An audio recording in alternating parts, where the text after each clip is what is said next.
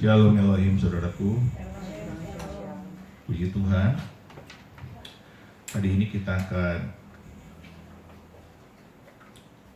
berbicara sedikit tentang keadaan kondisi dunia saat ini ya.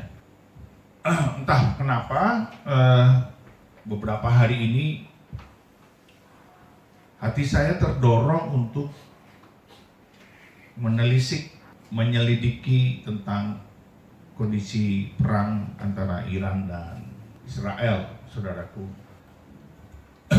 Puji Tuhan, saya mau menjelaskannya begini. Ada banyak orang atau pengamat Timur Tengah di luar sana, para pakar hubungan internasional di luar sana, berbicara tentang Israel, tentang Palestina, tentang Iran, berbicara di luar sana tentang kondisi Timur Tengah. Saya cuma mau kasih tahu satu.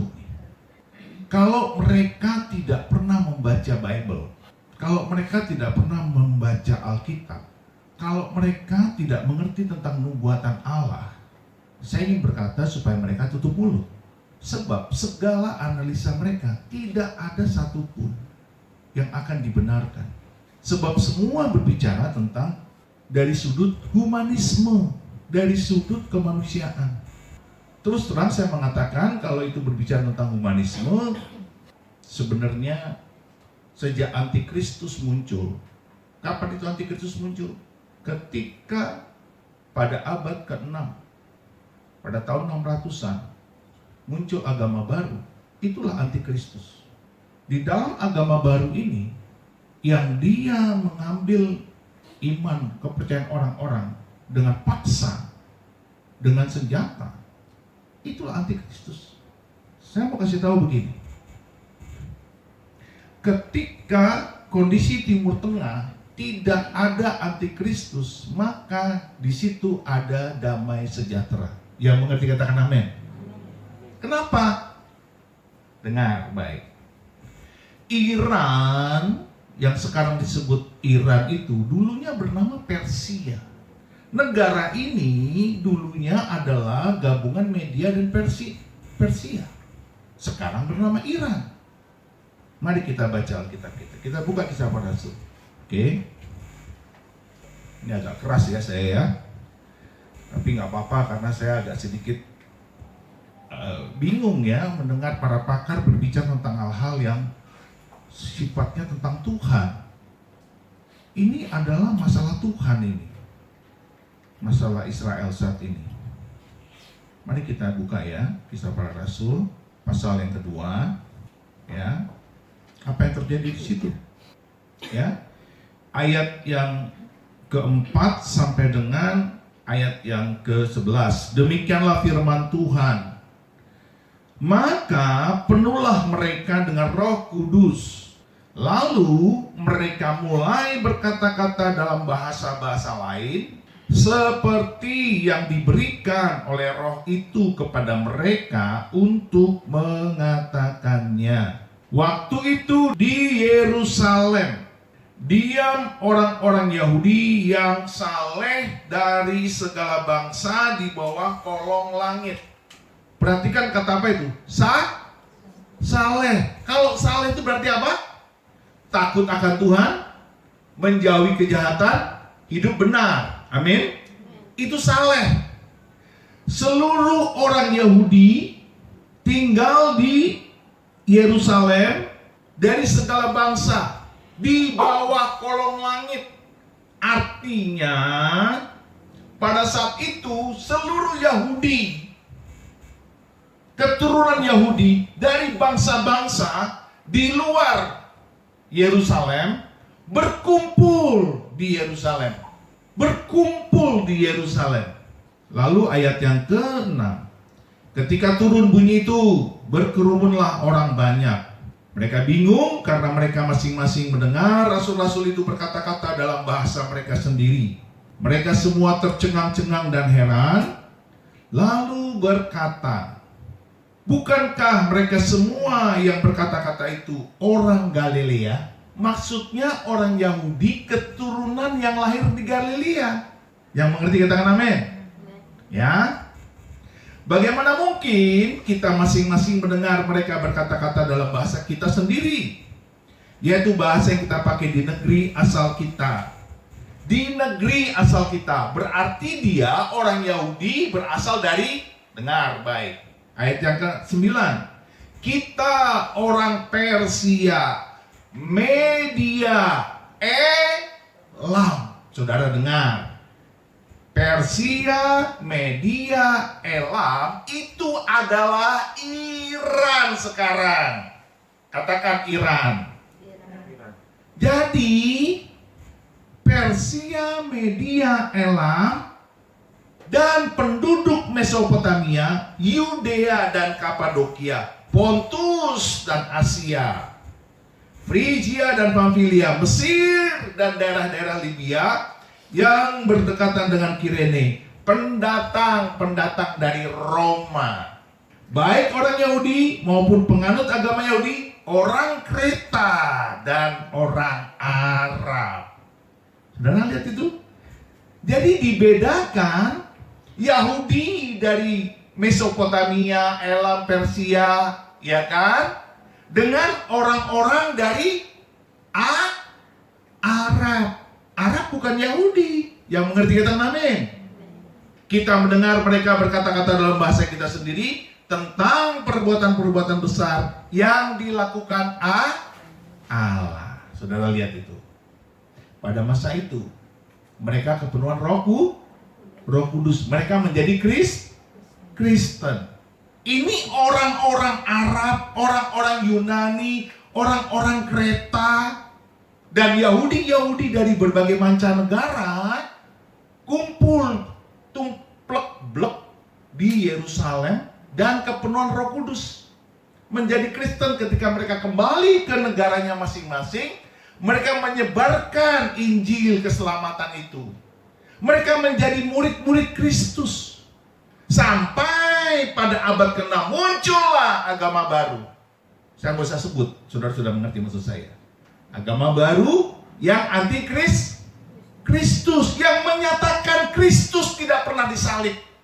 Yang menyatakan yang disalibkan itu adalah menyerupai, diserupakan dengan Kristus. Yang menyatakan Kristus itu bukan Tuhan. Saudara mengerti maksud saya? Agama anti Kristus. Harus ngomong ini saya. Karena gara-gara ini, sejak itu seluruh Asia kecil, Jazirah Arab yang tadinya Kristen, sejak agama baru ini muncul dengan pedang dan pemaksaan, maka yang terjadi apa? Antikristus muncul sampai sekarang di muka bumi. Nah, saudara dengar baik. Ini perjanjian baru. Bagaimana sejarah tentang Iran yang sekarang berperang melawan Israel dengan segala antek-anteknya, dari Hizbullah yang di Lebanon, dari Hamas yang di Palestina, dari Houthi yang di Yaman. Ini agamanya semua sama, Syiah, antikristus semua, sama dengan Iran. Bagaimana mereka bisa berperang? Nanti kita bahas ya. Saya sebenarnya nggak mau bicara ini, tapi Tuhan taruh di hati saya nih. Gini loh, tiba-tiba itu saya punya belas kasihan yang besar sekali terhadap orang-orang yang beragama dari seberang ini, tentang keselamatan mereka. Saya begitu sedih dan saya begitu menangis. Hati saya hancur, jiwa saya remuk. Kasihan, mereka ini menyembah sesuatu yang mereka tidak kenal. Persis kayak perempuan yang di tepi sumur ketemu Yesus, perempuan yang menikah dengan yang tidak menikah, yang hidup 7-Eleven dengan pria kelima. Pria keenam. Itu saya melihat mereka ini tidak tahu siapa yang mereka sembah. Mereka tidak mengenal siapa yang mereka sembah. Tapi mereka begitu terikat, mereka begitu memuja-mujanya, dan mereka tidak tahu siapa Allah Sementara kita sudah menerima keselamatan, kita sudah bergembira, kita sudah bersukacita, kita sudah memiliki damai sejahtera sukacita, kita kok anteng-anteng aja, diam-diam saja. Enggak, saudara. Kita harus ikut menangis dan berdoa buat mereka. Nah, bagaimana tentang itu di Perjanjian Lama? Di Perjanjian Lama, seorang kaisar Media Persia yang bernama Cyrus Agung atau Kores Agung itu justru meminta orang-orang Yahudi waktu itu kan dijadikan budak, dibawa ke Babilonia, disandera, dipungut, diambilin dari Israel, lalu dibawa ke Babilonia, dijajah oleh Nebukadnezar, dan beberapa di antara mereka menjadi pelayan-pelayan di kerajaan Babylon itu. Saudara dengar baik, pada saat pada saat Kores Cyrus Agung memerintah, tiba-tiba dia mempunyai hati seorang gembala.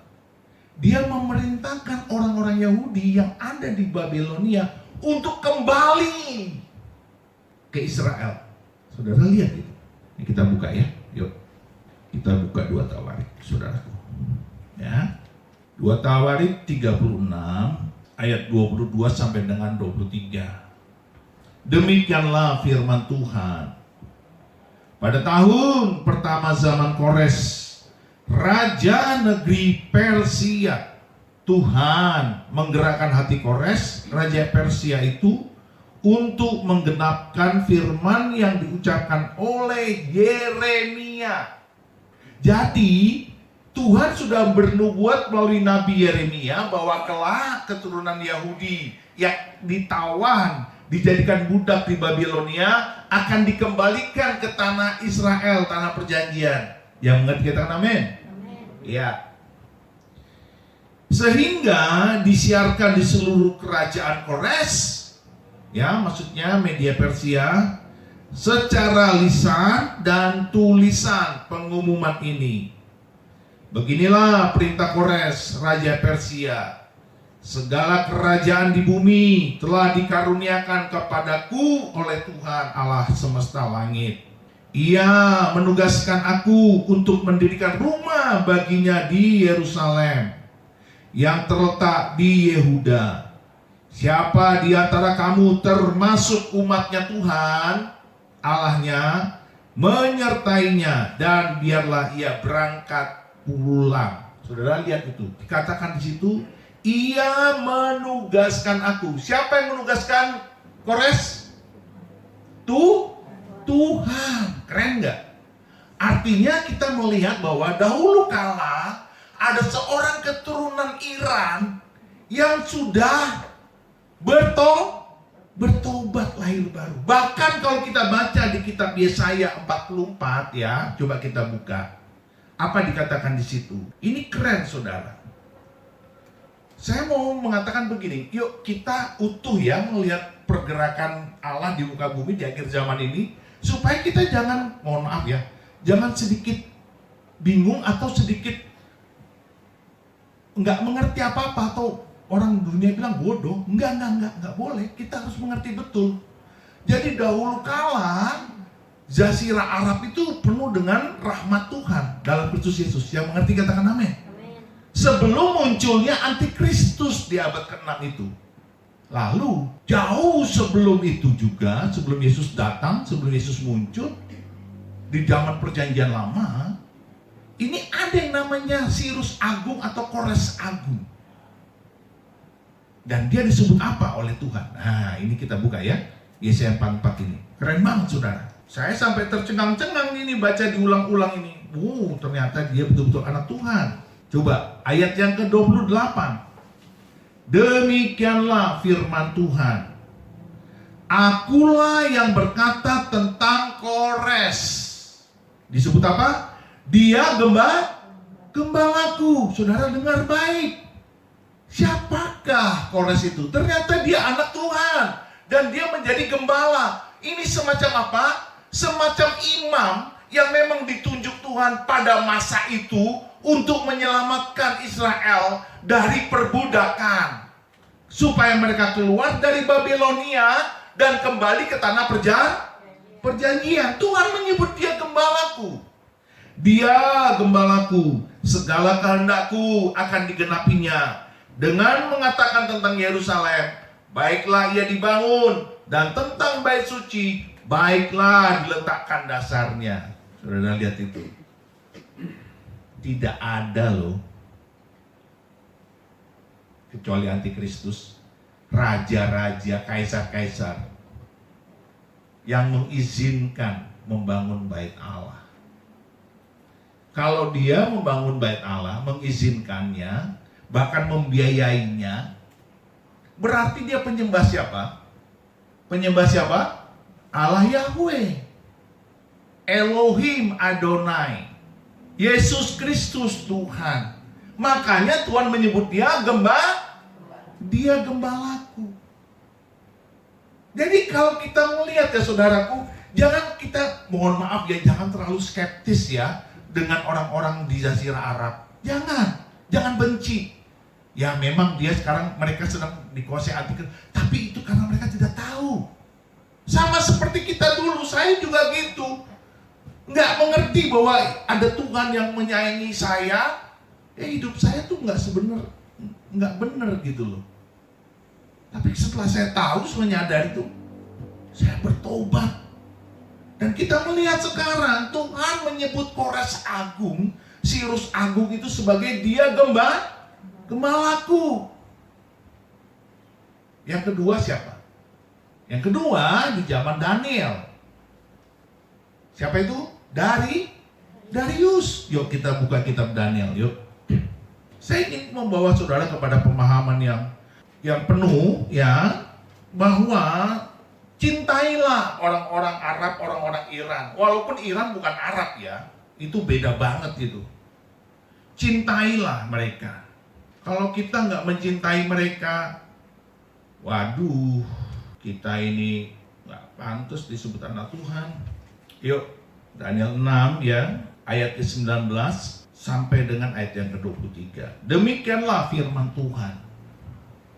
Lalu pergilah raja ke istananya, dan berpuasalah ia semalam-malaman itu. Ia tidak menyuruh datang penghibur-penghibur, dan ia tidak dapat tidur. Saudara lihat itu. Saudara bayangin ya. Raja sampai berpuasa demi supaya Daniel ini nggak mati dimakan singa-singa. Daniel ini sudah dimasukkan ke dalam gua singa, di mana itu adalah perintah para punggawa-punggawa raja yang tidak mau, yang melihat Daniel itu tidak mau menyembah patung dewa daripada Darius.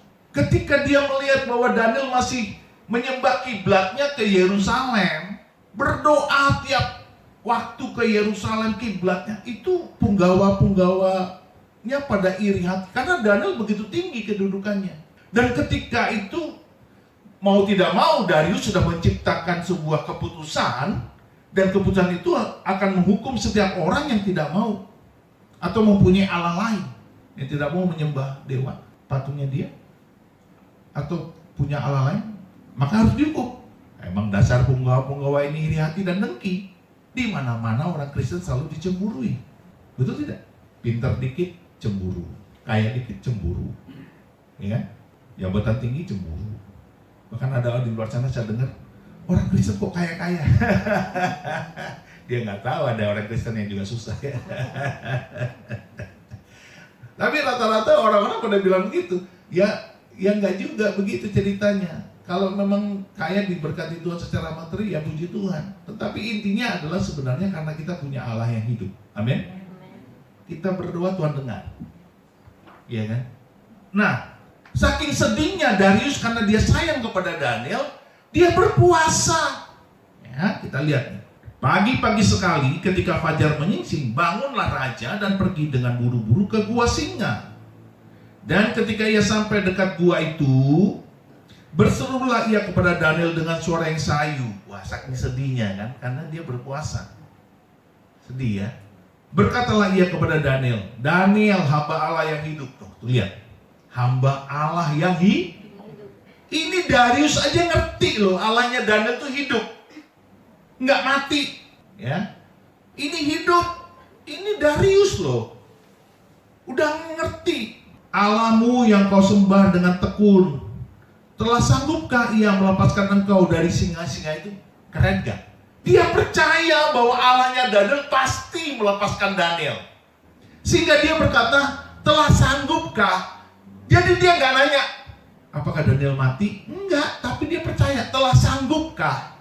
Berarti dia punya iman positif. Yang mengerti katakan amin. Seringkali kita ini beriman tapi negatifnya muncul. Berdoa, bahkan menyebut nama Tuhan. Amin, tapi suka ragu. Itu nggak boleh. Jangan kalah loh sama Darius. Yesus belum muncul zaman Darius. Dan dia bilang, Allahnya Daniel, Allah yang hidup. Telah sanggupkah ia melepaskan engkau dari singa-singa itu? Kita dengar ayat 22.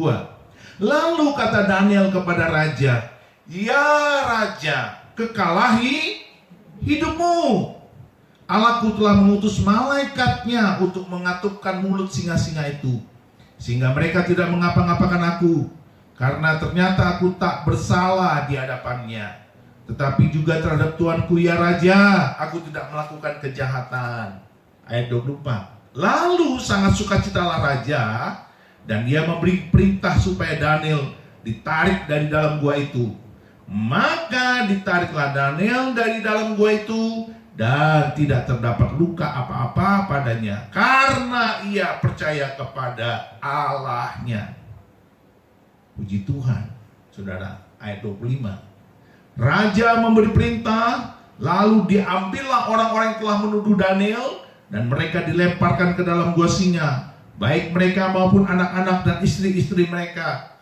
Belum lagi mereka sampai ke dasar gua itu, singa-singa itu telah menerkam mereka, bahkan meremukkan tulang-tulang mereka. Ayat 26. Kemudian Raja Darius mengirim surat kepada orang-orang dari segala bangsa, suku bangsa, dan bahasa. Dengar saudara, segala bangsa, suku bangsa, dan bahasa. Artinya segala lutut bertelut, segala lidah mengaku. Yang mengerti katakan amin. Sudah ada revival di zaman Darius. Coba.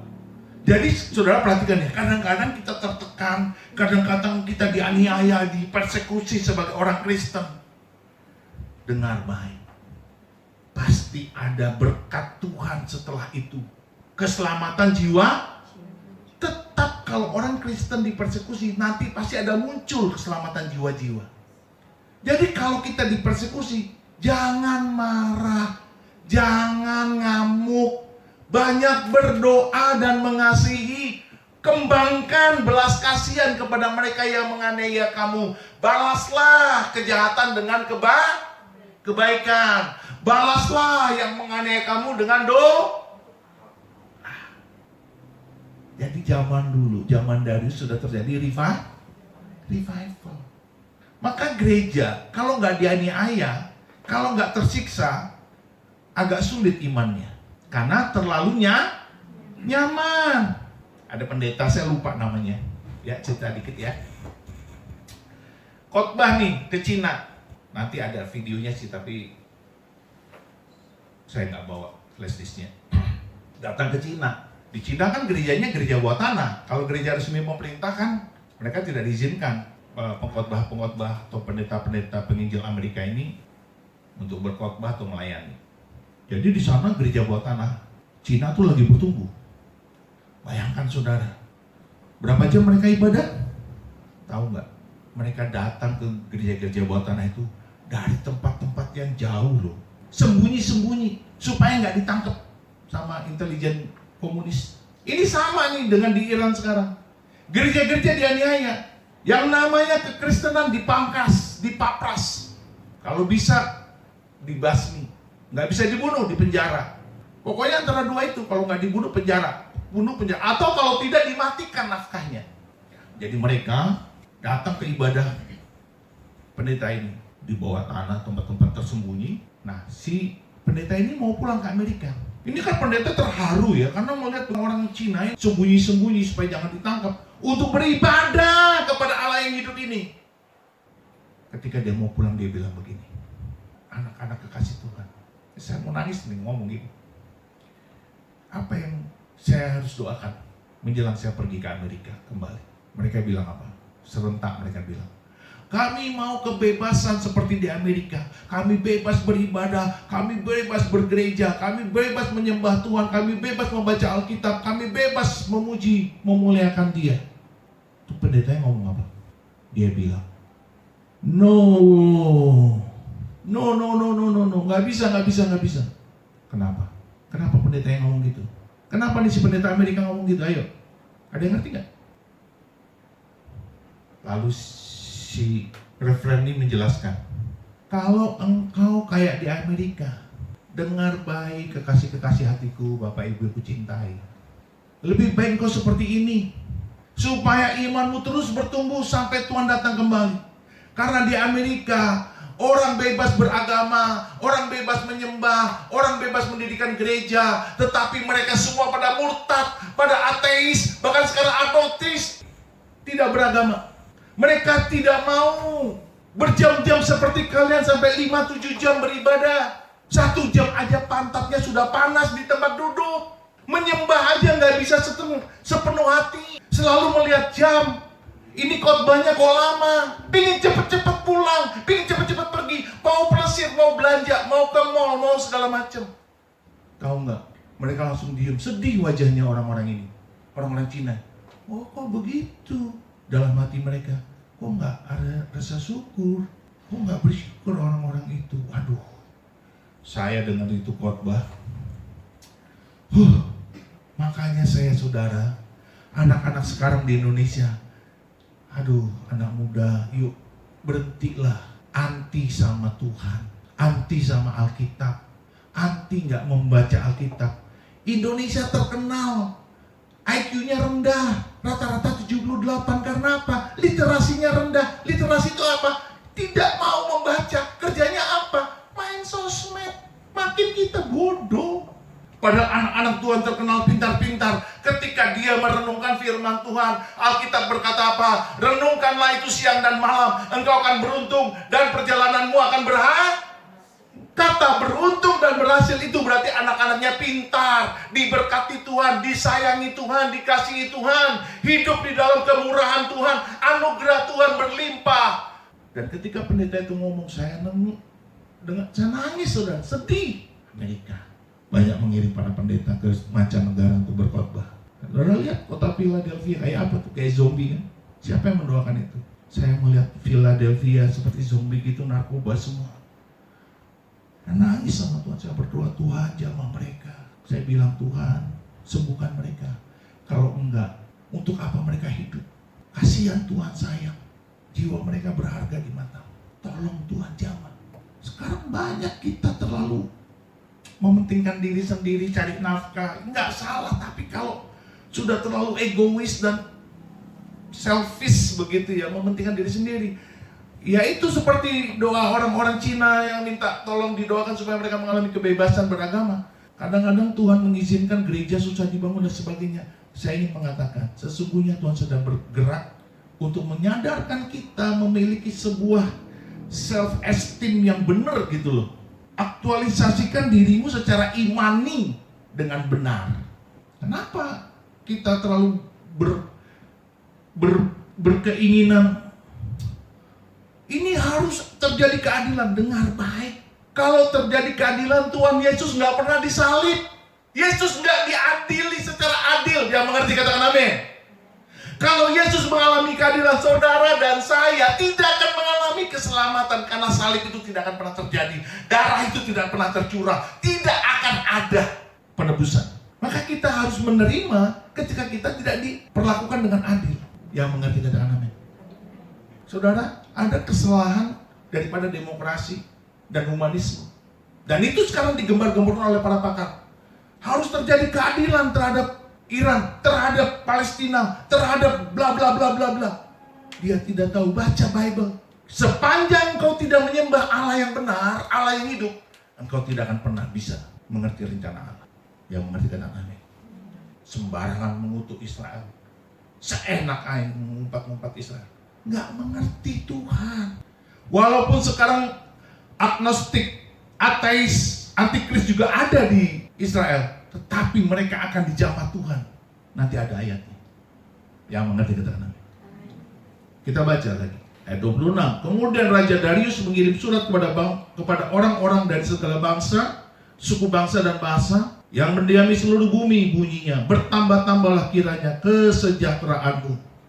Bersama ini kuberikan perintah bahwa di seluruh kerajaan yang kukuasai, orang harus takut dan gentar kepada Allahnya Daniel, sebab dialah Allah yang hidup, yang kekal untuk selama-lamanya. Pemerintahannya tidak akan binasa dan kekuasaannya tidak akan berakhir. Dia melepaskan dan menolong dan mengadakan tanda dan mukjizat di langit dan di bumi. Dia yang telah melepaskan Daniel dari cengkraman singa-singa. Saudara lihat, ada enggak seorang raja kaisar seperti ini? Kita hanya mendengar Hitler, kita hanya mendengar Stalin, kita hanya mendengar Nero, pemimpin-pemimpin kejam. Tapi saudara lihat Darius, saudara lihat tadi Kores Agung, dia adalah gembalaku, kata Tuhan. Tuhan yang bicara. Dan ini tiba-tiba Darius bilang apa? Semua orang harus menyembah Allahnya Daniel, Allah yang hidup, Allah yang kekal. Jadi saudaraku, kita harus mengerti rencana Allah. Nah, itu dalam perjanjian lama. Dan tadi perjanjian baru, semua mengalami pertobatan lahir baru. Amin. Tinggal kita tilik diri kita nih, kita mengalami pertobatan lahir baru nggak sih? Itu aja. Kalau kau belum mengalami pertobatan lahir baru, ya kau bukan Kristen. Karena Kristen itu harus lahir baru, harus bertobat betul-betul. Hidupnya berubah, nggak ada main-main. Ya, kita lihat ini. Apa kata Tuhan tentang soal-soal Iran ini? Yuk, kita buka di Yeskiel ya. Yeskiel 38 ayat 14 ya sampai dengan 23, panjang saudara ya. Apa-apa ya, kita belajar sedikit.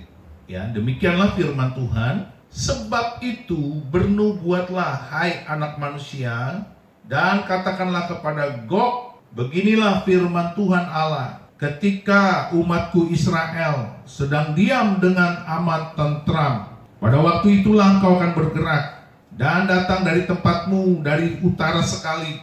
Engkau dengan banyak bangsa yang menyertai engkau. Mereka semuanya mengendarai kuda, suatu kumpulan yang besar dan suatu pasukan yang kuat. Engkau bangkit melawan umatku Israel seperti awan yang menutupi seluruh bumi.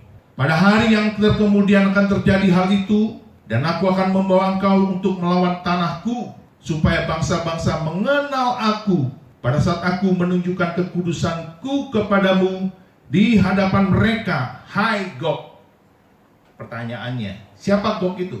Jadi Gog itu adalah yang tinggal sekarang di Rusia. Apakah nanti Rusia akan terjadi? Iya. Akan menyerang Israel? Iya.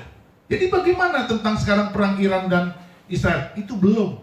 Karena harus Rusia yang menyerang dulu. Nanti Rusia ini diikuti oleh Iran, oleh negara-negara sekutunya.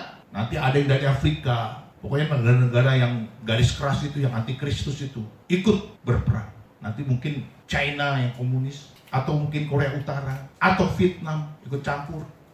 Pokoknya negara komunis yang anti Kris. Sekarang banyak kan antikris, di Jazirah Arab banyak. Terus ya, beginilah firman Tuhan Allah, engkaulah itu tentang siapa aku sudah berfirman pada hari-hari dahulu kala, dengan perantaraan hamba-hambaku, yaitu nabi-nabi Israel, yang bertahun-tahun bernubuat pada waktu itu, bahwa aku akan membawa engkau melawan umatku. Pada waktu itu, pada saat Gog datang melawan tanah Israel, demikianlah firman Tuhan Allah, amarahku akan timbul dalam murkaku, dalam cemburuku, dan dalam api kemurkaanku. Aku akan berfirman, pada hari itu pasti terjadi gempa bumi yang dahsyat di tanah Israel. Ikan-ikan di laut, burung-burung di udara, binatang-binatang hutan, segala binatang melata yang merayap di bumi, dan semua manusia yang ada di atas bumi akan gentar melihat wajahku. Gunung-gunung akan runtuh, lereng-lereng gunung akan longsor, dan tiap tembok akan roboh ke tanah. Dan aku akan memanggil segala macam kekejutan terhadap Gog. Demikianlah firman Tuhan Allah. Sehingga pedang seorang akan memakan yang lain. Aku akan menghukum dia dengan sampar dan tumpahan darah. Aku akan menurunkan hujan lebat, rambun, api, dan hujan belerang ke atasnya, dan ke atas tentaranya, dan ke atas banyak bangsa yang menyertai dia.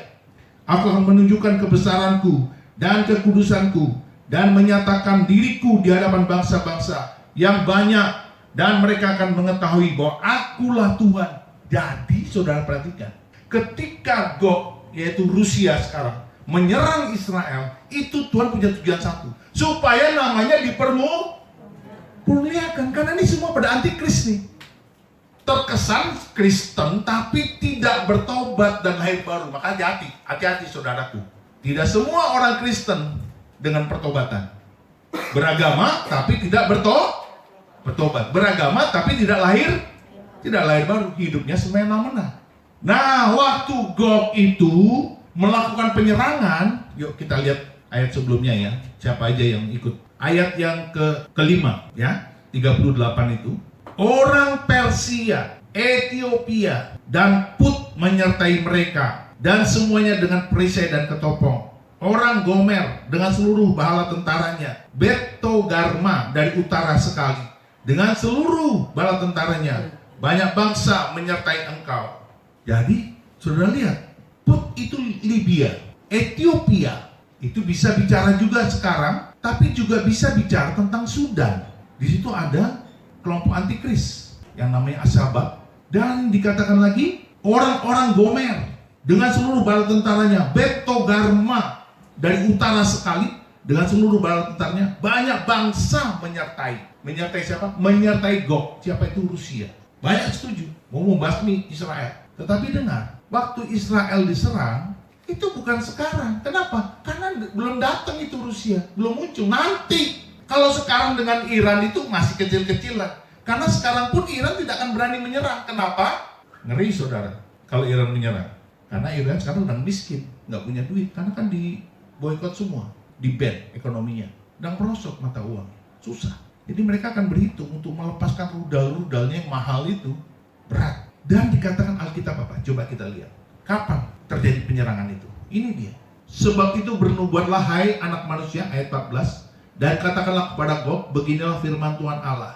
Ketika umatku Israel sedang diam dengan aman tentram, pada waktu itulah engkau akan bergerak. Jadi Gog itu bergerak ketika Israel sedang sejahtera dan aman, tidak diganggu. Jadi mungkin ini kalau selesai dengan Iran dan antek-anteknya ini, Houthi, Hizbullah dan Hamas, maka tenang itu Israel, damai. Tapi musuh-musuhnya bergerak, mungkin sedang membangun senjata-senjata baru, termasuk dari Rusia ini. Apakah pemimpinan sekarang? Saya nggak tahu. Walaupun pimpinan sekarang kejam ya, Rusia. Dan nanti Tuhan menolong Israel dengan bagaimana? Bencana alam. Nanti ada gunung meletus, meledak gitu. Dan kemudian tentara-tentaranya musuh ini saling berperang. Dia dikatakan di situ, gunung-gunung akan runtuh, lereng-lereng gunung akan longsor, dan tiap tembok akan roboh ke tanah. Terjadi gempa bumi. Ayat 21, dan aku akan memanggil segala macam kekejutan terhadap Gog. Demikianlah firman Tuhan Allah, sehingga pedang seorang akan memakan yang lain. Jadi saling membunuh mereka, musuh-musuhnya. Oh, kalau gitu Pak Pendeta masih ada waktu nih. Betul, masih ada waktu. Waktu untuk apa? Saudara dan saya berdoa, menginjili. Yuk ikut saya yuk. Saya suka berdoa nih buat orang-orang yang belum kenal Yesus. Dari seluruh dunia saya doain. Ya susah kalau orang gak suka berdoa. Mohon maaf ya. Main game perlu kalau ada duitnya. Kalau nggak ada duitnya buat apa? Yang ikut-ikut e-sport tuh ada duitnya kan? Silakan. Tapi kalau main game cuma berjam-jam, sedang kita butuh loh orang-orang ini didoakan. Kalau kita punya DNA doa, itu keren banget. Yesus aja berdoa pagi-pagi benar. DNA-nya harusnya ada pada kita. Kita kan diciptakan bukan dari darah dan daging, tapi dari Allah. Diberikan kuasa sebagai anak-anak Allah yang bukan diciptakan dari darah dan daging. Tapi dari kok pada diem? Nggak percaya dari Allah kalian? Hah? Yuk kita buka dulu Yohanes 1. Nggak percaya nih, bukan dari darah dan daging. Makanya lahir baru, supaya kita tuh betul-betul percaya dari roh Allah, dari Allah. Yuk baca nih, Yohanes 1 ayat 12 dan 13. Demikianlah firman Tuhan.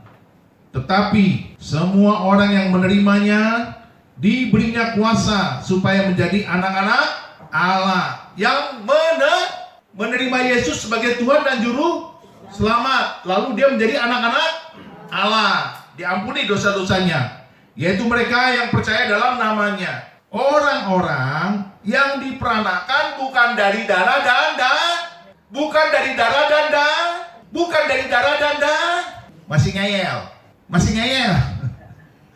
Bukan dari darah dan masih ngeyel.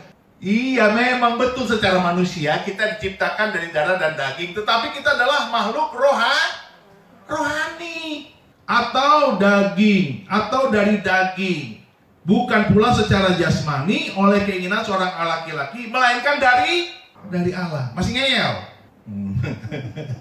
Makanya semangat kayak gitu loh. Kita nih anak Allah. Jadi tuh boleh-boleh saja kita memang dari orang tua kita dilahirkan, tetapi itu stop ketika kita percaya Yesus, kita anak Allah, karena kita sudah punya manusia roh Allah. Perhatikan itu. Nanti kita akan dirubah tubuh kemuliaan. Gitu loh. Kok nggak percaya bukan dari darah dan daging? Terlalu dokter kamu tuh ya. Dokter sih ngomongnya gitu.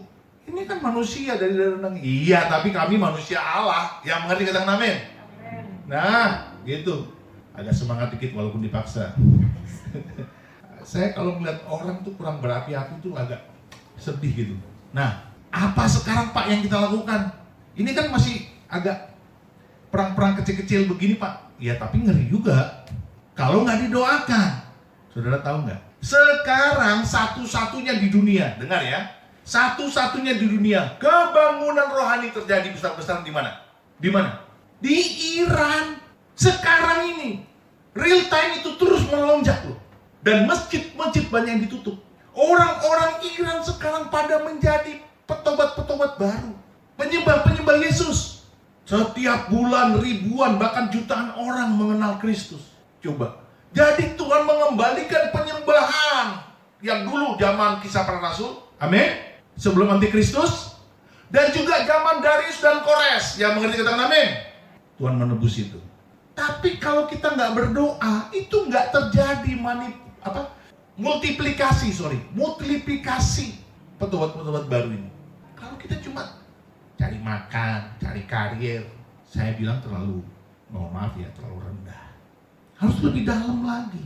Jadilah pendoa-pendoa syafaat yang menggetarkan hatinya Bapa di sorga. Makanya saya disuruh khotbah hari ini yang begini, untuk memancing saudara, mendrive saudara, menstimulir saudara bahwa kedatangan Tuhan itu sebentar lagi gitu loh. Ini soal Gog dan Magog. Habis itu kan langit baru dan bumi baru. Setelah perang Gog Magog itu, tadi kan Gog itu langit bumi dan langit baru dan bumi baru. Itu kan berarti dekat. Dan kalau sekarang di India, di Pakistan, di Afghanistan, di Iran, di Arab, begitu banyak orang-orang bertobat dengan multiplikasi yang tidak bisa dihitung. Bukan deret hitung 1, 2, 3, bukan, tapi deret ukur 1, 2, 4, 16 kali 16 lagi, terus berlipat kali ganda. Itu di luar nalar. Antikris nggak bisa. Tiba-tiba orang ketemu Yesus, tiba-tiba orang mendapat mimpi, tiba-tiba orang, coba bayangkan itu. Di Cina saja udah kayak begitu pergerakan bawah tanah gerejanya. Nah sekarang saudara lihat di Indonesia muncul yang disebut murtadin baru yang di luar nalar. Mereka siap mati. Coba bayangkan, mereka lebih radikal loh daripada kita yang dari kecil sudah nenek moyang seorang Kristen, bukan pelaut ya, seorang Kristen. Kalau pelaut itu ada lagunya, nenek moyangnya Kristen. Tapi mereka nih militan loh, siap mati, siap dipenjara. Tapi saya mau menyatakan cuma sederhana satu. Anda punya lutut, Anda punya mulut, Anda punya hati. Yuk berdoa, berdoa. Karena inilah Tuhan sudah kasih sinyal nih dengan perang Iran Israel. Tinggal tunggu apakah kita semua bergerak dalam doa atau kita easygoing. Kita anggap ini halnya nggak bisa. Saudara, kita nggak bisa ngapain. Mari kita bangkit berdiri. Hatiku haus padamu, Yesus memuaskanku lebih lagi, dan hatiku rindu kau lebih lagi, Yesusku. Katakan sekali lagi. Hatiku haus padamu,